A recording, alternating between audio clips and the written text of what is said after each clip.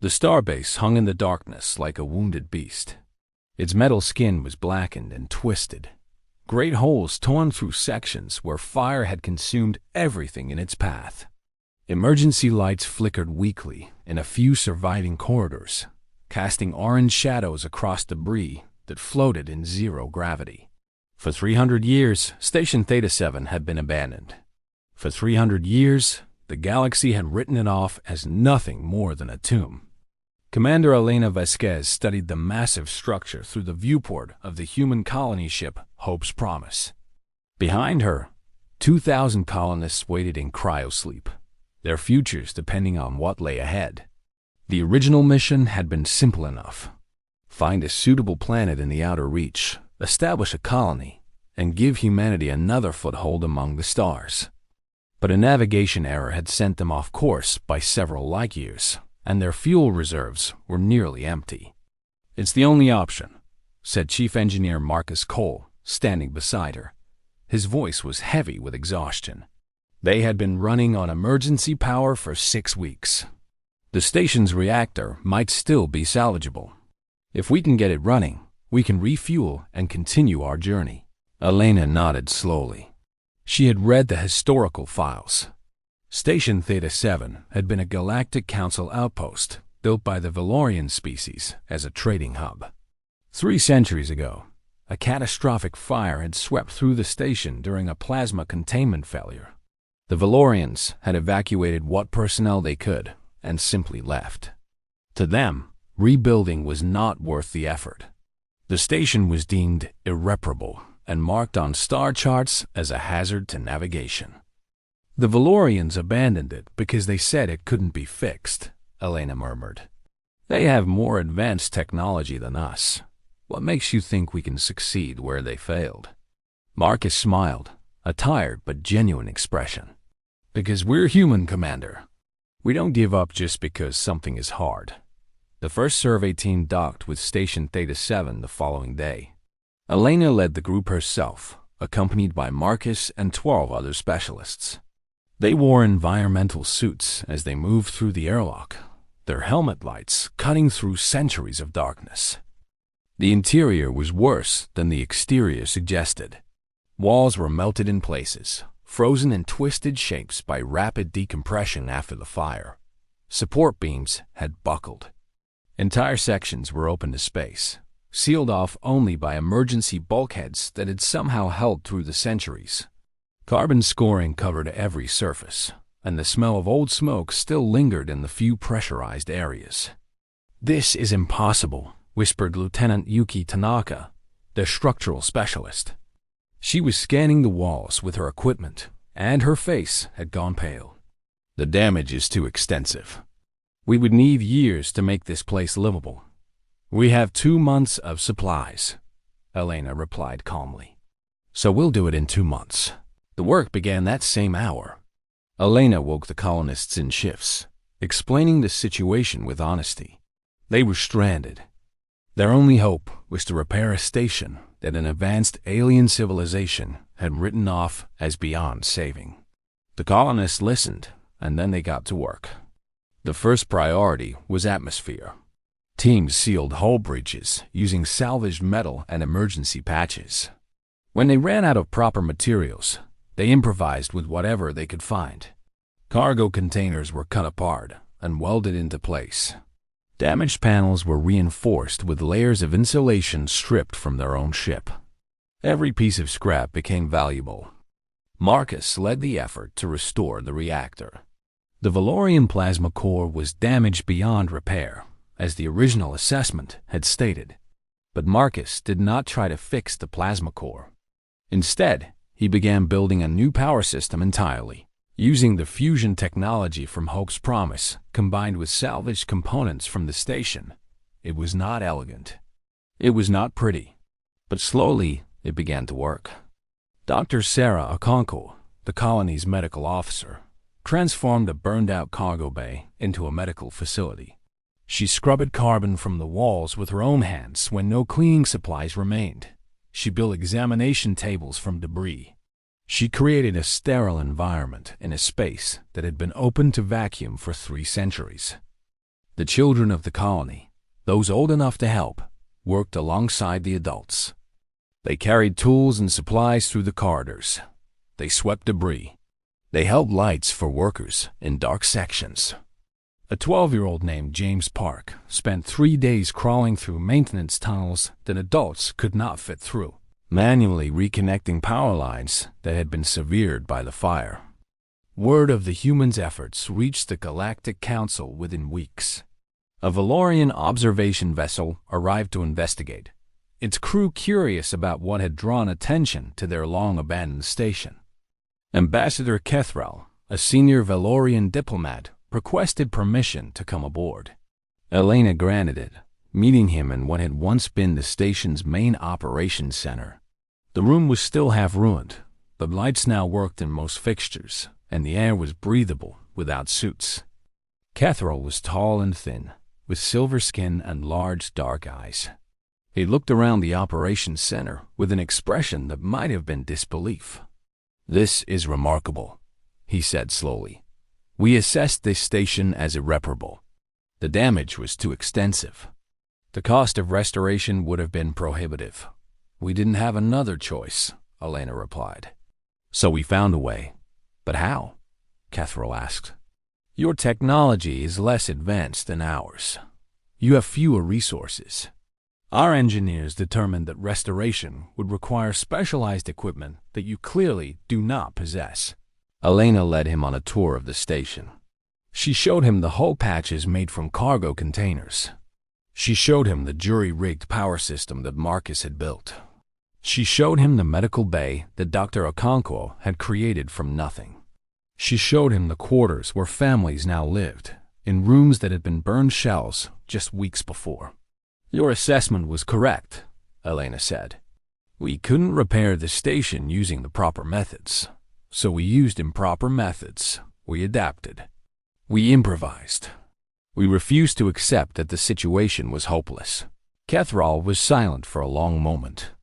"Among my people," he said finally, "there is a concept called acceptable loss. When something is damaged beyond efficient repair, we move on. We build new rather than wasting resources on the old. It is logical. It is practical. We don't have that luxury," Elena said. "We're too far from home with too few resources. For humans, there is no such thing as acceptable loss. Every piece of equipment, every structure, every person is precious. We fight for everything we have."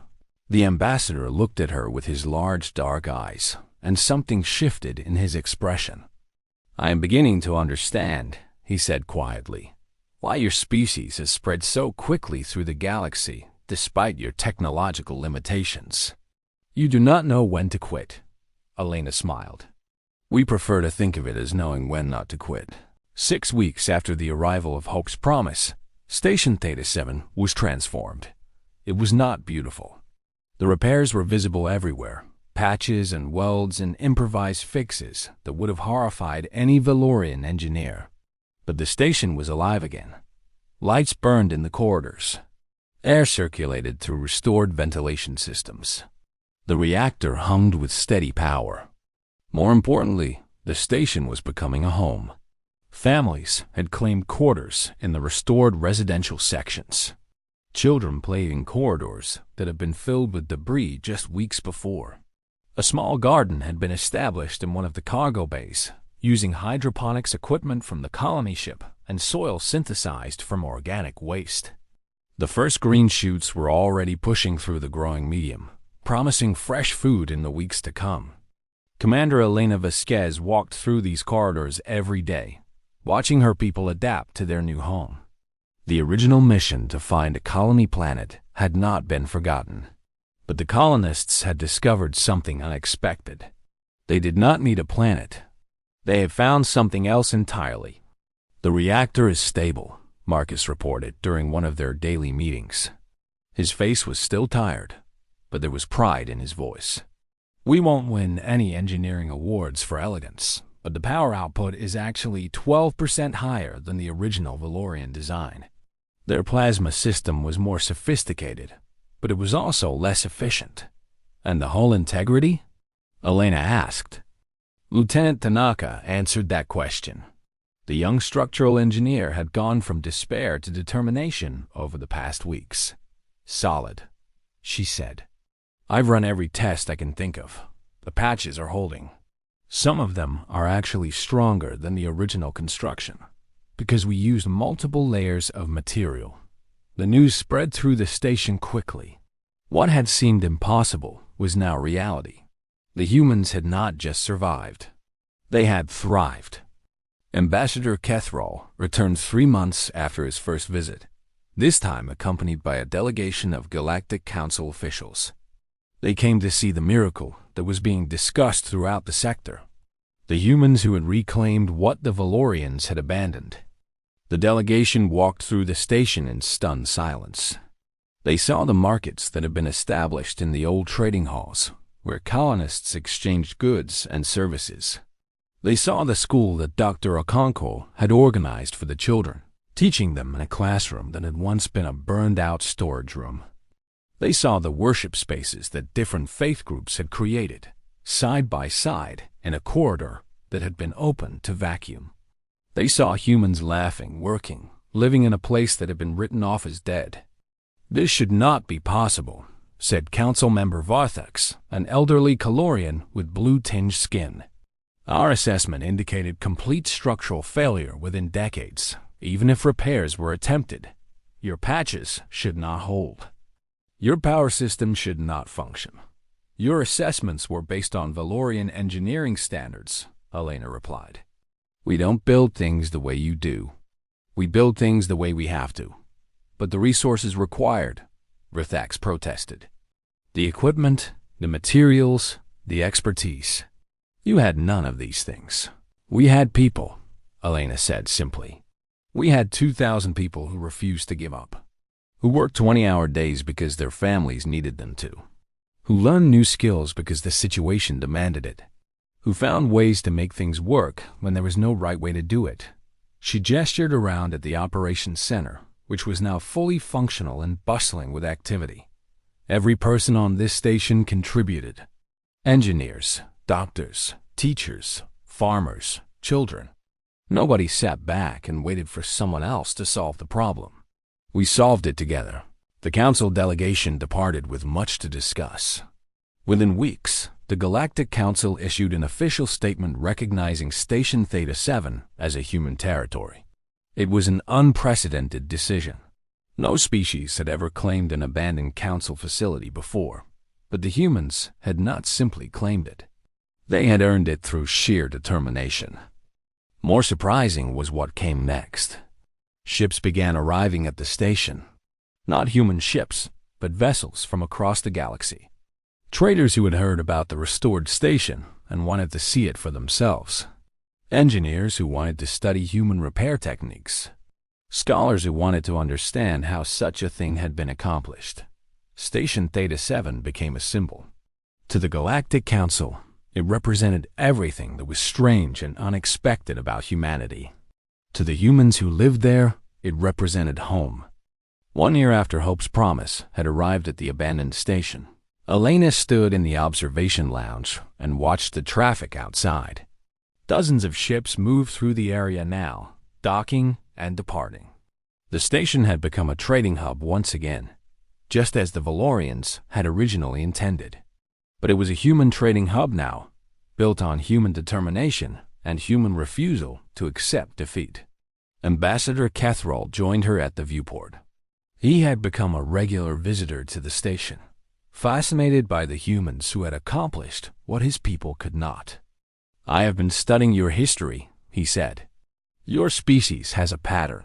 You face disasters that should destroy you, and instead you become stronger. You suffer losses that should break your spirit, and instead you rebuild. You encounter obstacles that should stop you, and instead you find ways around them. That's not unique to humans, Elena replied. Every species faces challenges. Yes, Kethrall agreed. But not every species responds the way you do. When my people faced the destruction of this station, we calculated the cost of repair and determined it was not worthwhile. We moved on. We accepted the loss. He paused. You refused to accept it. You fought against reality itself, and somehow you won. Elena thought about his words. She thought about the colonists who had worked themselves to exhaustion. She thought about Marcus and his impossible reactor. She thought about Dr. Okonkwo scrubbing carbon from walls with her bare hands. She thought about young James Park crawling through maintenance tunnels for 3 days. We didn't fight against reality, she said finally. We changed it. That's what humans do. When the world tells us something can't be done, we don't listen.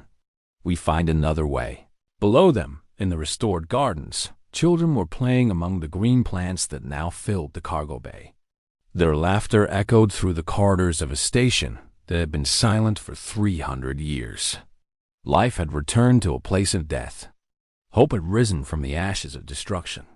The fire had taken everything from Station Theta 7, but humans had given it back. Not because they had better technology or more resources or greater intelligence than the Valorians. Simply because they refused to quit. Because when faced with the impossible, they rolled up their sleeves and got to work. Ambassador Kethro watched the children playing and shook his head slowly. My people have a saying, he said. The fire that burns brightest burns shortest. We believed that human determination would burn itself out against impossible odds. Elena smiled. We have a saying too. What doesn't kill us makes us stronger. She looked out at the stars beyond the viewport, at the galaxy that still held so many challenges and dangers. Somewhere out there, the original colony planet waited. Maybe they would reach it someday. Maybe they would find something else entirely.